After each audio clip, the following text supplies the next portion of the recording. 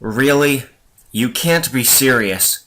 Well, he did want to branch out, so why not do this? Because his reviews suck? That catastrophe, or whoever that is, has gotten more views and comments than any of Wolf's stuff. Besides, why review this? Didn't he once say how great this style of animation is? True, but he's preparing for when MLP ends. The end of MLP isn't going to be the apocalypse, though. Well, he has wanted to do this for a while, so let him have his fun. No, I refuse to give him this. Good news! I decided I won't be reviewing today. Oh, thank you, Wolfemi. You son of a... Gambate? Serves you right. Shut up. So, here we are. This channel's first anime review, other than the Madoka Magica and Steven comparison, or Dragon Ball Z and MLP comparison. The first time we will look even more in-depth to a series made in Japan. You heard the title. This is Hinako Note. So, unlike our other reviews, this is looking at the entire series instead of each episode individually. But I do have some gripes with some of the episodes. So, let's start this off by looking at the first thing and last thing of this anime you'll see. The opening and ending theme songs. Right away, this song welcomes you with an upbeat music number. It gives us all of the characters, two of which don't appear until 3 or 4 episodes in. The singing is pretty good as well, and the pacing helps with the mood of the song. The animation is pretty good as well and gives you a taste of what kind of animation will be used.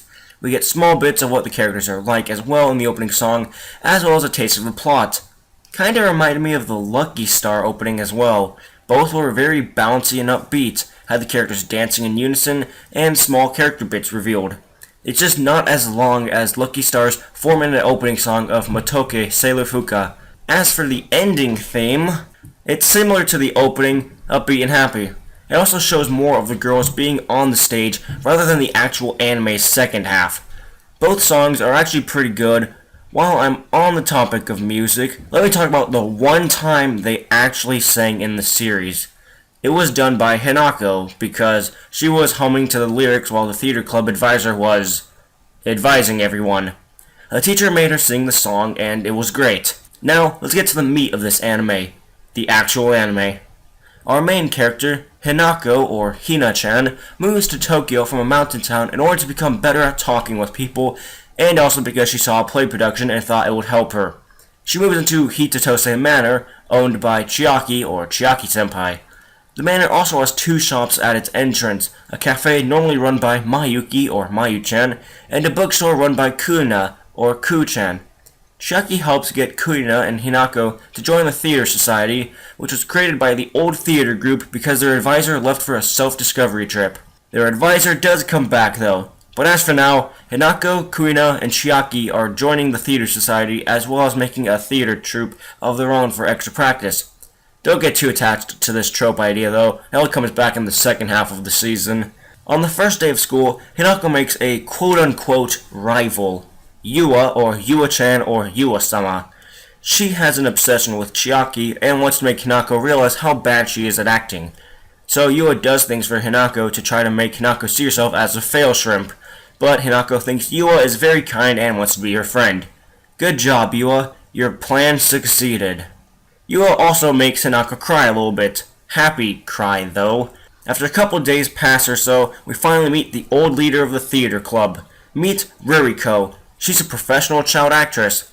This all-girls high school hires only the best of teachers. I don't think they ever say her age, but I'd guess she's around 9 as well. Don't worry, she isn't a lolly. That's Mayu-chan's department after all. Ririko was on a trip all across Europe to study theater, acting, and how it was all produced. Not only that, but she wrote a bunch of scripts and her magnum opus, which is the play they act for the upcoming Culture Festival. Stated earlier, Hinako sings the chosen song for the play, and Ririko wants her to be the heroine. Ririko does this for 2 reasons. 1, because she apparently fits the role for the heroine, and 2, she has better proportions than Yua. Yes, they actually threw in the joke about a girl having better proportions than another character. This makes Yua try to step her game up and question why Hinako is the heroine. During practices, Hinako screws up. A lot. Which is funny since Hinako is usually crashing into Yua only. Hinako does still try her best to become a better actress, however. She tries to grow in both Hitatose Manor and in the park, in which the park is much more successful since it's a lot more open and she won't crash into people. Yua sees and hears this and decides to help Hinako even further. Time passes and we're closer to the culture festival and all the actresses are in costume. So Kuina, Chiaki, and Hinako walk around the culture festival for food and to see the stalls. To calm Hinako down a little, since she's anxious due to all the practicing, they run through their lines. Turns out, Hinako forgot all of her lines when memorizing other people's lines in order to prepare for her lines when it comes to it and to read people's cues. So, they rush to relearn all of her lines and make it a couple minutes before the show starts. The show goes well for the most part, but the great actress Yua-sama forgot a handkerchief that is important to the play. Don't worry though, Mayuki, the little maid girl, afraid of going on the stage but has the most adorable face for some reason, comes to help them by giving them her handkerchief and manages to keep the atmosphere of the play unchanged. For once, her maid costume actually comes in handy. The play goes successfully. Ruko wants Hinako to start her debut in the acting world, but Kuna reminds the audience about the Hitatose theater trope and they break for summer shortly. It feels so weird though. This is episode 6, but it feels like the perfect ending. But this was a 12-episode series, so what's left? Filler. Lots of filler. There were some good moments in the filler though. The episode directly after this was the obligatory beach episode, but I actually liked this episode mainly because of Mayuki. Throughout the episode, she was being treated like a child by her friends or by store clerks, and she ended up getting lost. Hinako tried to search for her, but ended up freezing up into a scarecrow pose in which Mayuki helped her out. By the end, Hinako's accident and Mayuki's convenience ended up with Hinako convincing the others that she's more like a big sister rather than a child. But that gets forgotten in the next few episodes. Another good episode was when Hinako got sick. Probably sounds bad out of context. Hinako was working in the cafe at the time and was actually able to talk to someone, until she fainted when taking her order. So Chiaki takes care of Hinako while also giving us some plot-related fan service. But Kuna and Yua try to heal Hinako faster, but they just annoy Chiaki more. I guess the twist in which everyone else gets sick, so why did I like this seemingly normal, boring episode? Because it helped build the relationship between Yua and Hinako. It showed that Yua has grown to like Hinako more, not just for acting, but as a friend. Later filler episodes were alright. Hinako's mother comes to town and is the complete opposite of Hinako. So Hinako convinces the troupe to put on another play to show Hinako's mother that Hinako is fine living in Tokyo. It works out, of course, but the final episode does not do a good job closing out the series.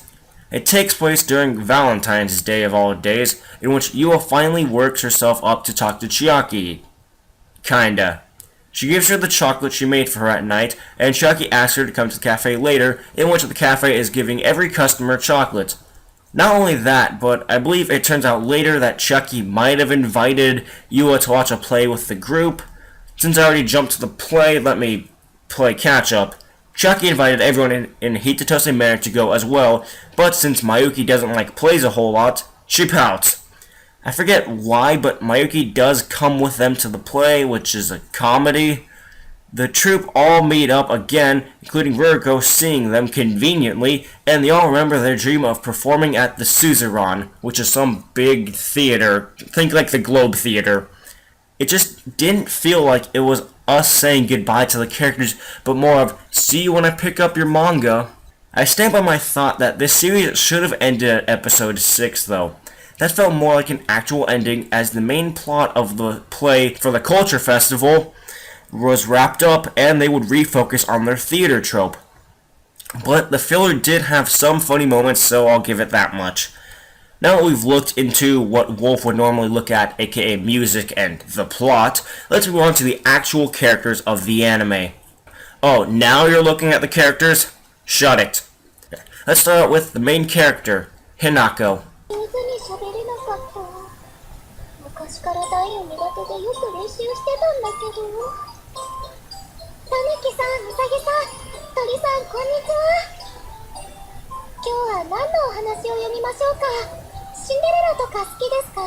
Hinako grew up in some mountain town of Japan, and it's used as a joke at times when Hinako does some weird things, which her friends usually question where in the mountains she actually came from. She also has a tough time talking to strangers, as evident with her freezing up into a scarecrow pose. A lot. She moved to Tokyo and joined the theater society to help prevent this, which she kinda does later in the series. She seems to look at the better side of people, as evident with her seeing Yua's attempts to make Hinako see herself as a fail shrimp, more of Yua wanting to help her out of the kindness of her heart or something. They don't have a good relationship when they first meet. Yua does interrogate her. Hinako can also understand animals, or at the very least understand what they might be saying, since she has had a lot of experience with them while she was in her scarecrow poses. She's also very determined in her goals to talk to people better, as well as get better at acting. Her relationship with Kuina is very strong, and from the get-go, as well as with Chiaki and Mayuki, but Yua is a rough one. Kinda. Her first interaction with Yua was Yua calling her out at being a bad actress and, air quote, not allowing her to join the theater society, even though I'm pretty sure Yua doesn't have that kind of authority to kick a member out.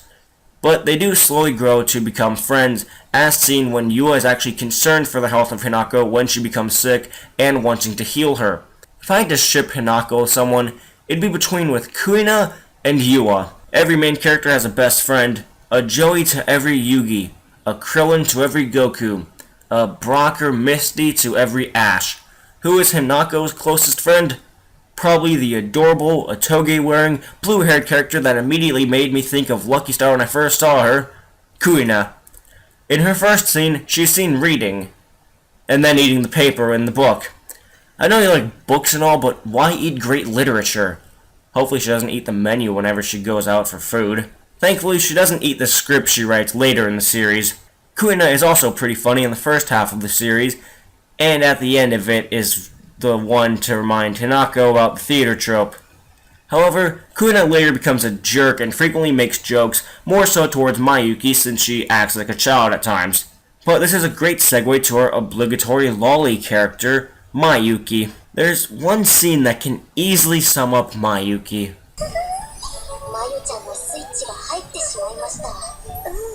Yes, there are only like two sides to Mayuki. She's pretty much a coin. Her first side is being seen as a child by everyone. Why is this?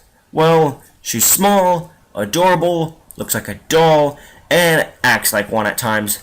She wants to spend time with Chiaki, but it's misinterpreted as her just wanting attention, like a child would. When Chiaki makes it up to her, though, she acts like a happy daughter while Chiaki is like some kind of mother. So what's her other side? Weirdly enough, she likes to dress up other people in frilly clothes. Why is this weird? Well, look at what she's wearing. It's a maid outfit, like all the time. Even when she isn't working or at school, it's the maid outfit. Hinako even mistook her for one when she first learned that the tenants had to work in the Hitatose stores to keep their living space. But she dislikes dressing in frilly stuff herself. This later gets blown out of proportions, with her putting Hinako and Chiaki in sexual stuff when she gets control of the costumes for the plays. Maybe Rarity should have gotten her to be a judge instead of Applejack. Funny enough, Mayuki is a second year, making Kuina and Hinako her kohai, something she was actually excited for. Despite being cute in appearance, she likes to be behind the scenes of productions, usually doing costumes. She's also not much of a fan of plays and gets upset when Chiaki goes to them because then Mayu waits for Chiaki to return to tell her off, but Chiaki is smarter and finds a way to soothe Mayu. The only reason Mayu goes to the play in the final episode, besides the writers forcing all characters to be together, was because Mayuki was the one to give the troupe the idea of trying to go to the suzerain one day or something. She's cute and adorable, and one of the first characters we meet. So let's talk a little bit about the one in charge. Chiaki-senpai. What can I say about her? No. Really. What can I say? She owns two businesses run by her tenants, a used bookstore with Kuina in charge, thankfully she doesn't eat a lot of books, otherwise they'd be bleeding money, and a cafe run by Mayuki. She speaks so softly that she seems to have little emotion, or at least she doesn't show it very often. Chucky helped the previous theater students with starting up the theater society until their teacher Ruriko returned. After that, she also helped with the theater trope and liked that Hinako was excited for hosting plays in the cafe. Chucky would also help them with the training camps that were in the filler only, despite them not doing a whole lot at the camps on screen at least. And when Hinako was sick, she showed that she does care for the safety of her tenants, even if caring for them includes a fan service shot. Speaking of fan service, no, I will not draw it of me, but my friend Chucky here gets the most of it.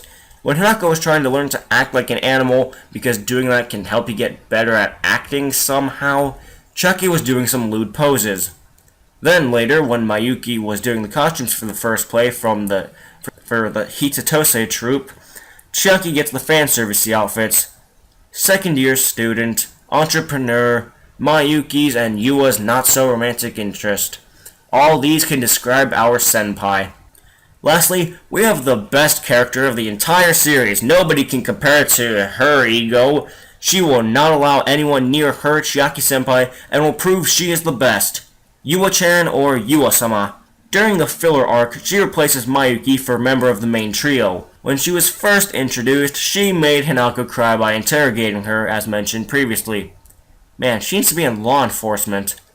She also wouldn't allow a fail shrimp like Hinako to join the theater society, but for a second or third time, Yua does not have the ability to kick someone. At least that we know of. Thankfully, Chiaki-senpai is her kryptonite. But Yua also disliked Hinako for being such good friends with Chiaki, since Yua struggles to talk to her. However, Yua probably has the second most character development, first being Hinako, of course. Why is this? Yua starts to change her attitude towards Hinako when she pulls a rarity and stalks Hinako from the bushes. Yua sees Hinako trying to get better at acting, so she decides to help her. Because of this, she actually becomes Hinako's friend, more or less, the one thing Hinako wanted from Yua. Yua gave her some DVDs to help her learn more about theater, but Hinako only knows VHS, sadly. Hopefully she doesn't look around for any VHS stores in Tokyo. Yua also tried to raise a demon to heal Hinako when she was sick. She was also a little worried when Hinako went to look for Mayu on the beach. Yua started out wanting to prove herself as a better actor and not approving of Hinako and Chiaki's friendship, but evolved into a friend who wants to see Hinako happy and healthy. Heck, she even helps Hinako out with the Hitatose theater trope as an actress. The last thing I can touch upon is the art style. This one will be short though. The art style in Hinako no is between two art styles. The new, more lifelike art style that makes characters look more human, as well as the chibi art. Sadly, Hinako no uses quite a bit of chibi art, even at times when it shouldn't be used. Even though I like chibi art, and it also being an inspiration for some of my art, it was overused. Like all reviews on this channel, a score is attached. The acting in this series was good, the art was good, but chibi was overused, good musical themes, great characters, and a story that could have easily ended at episode 6 instead of 12. Hinako no gets an 8 out of 10. It's a good slice of life series, and I do recommend watching it. Sorry for this review taking so long. My writer decided to take a lot of breaks for a while, and he has another channel to take care of. Hopefully the next anime review goes well. Maybe I'll meet someone or something new. Anyways, hope you all have a good day, and we'll see you all later. Bye-bye! Nanda